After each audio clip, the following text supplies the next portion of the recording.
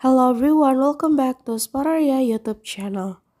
Alright guys, so yeah, in this video I would like to share you a tutorial on how to overcome settings menu that has stopped on Poco M7 Pro.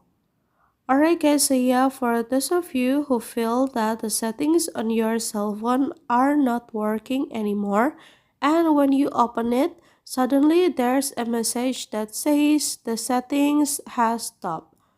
Don't need to be worried guys, because you can solve it easily. And how to do that is very easy. So yeah, without any further ado, now let's get started to the tutorial. Alright guys, so yeah, the first thing first that you have to do is now you can find the settings menu, and then now you can long press on the icon and then click apps info guys. Alright, and then after that now you can click on storage over here, and then now you can click clear all data. And then the purpose of clearing all data is to troubleshooting the settings issue guys. Alright guys, so yeah, here's the tutorial, and then thank you so much for watching. Bye bye.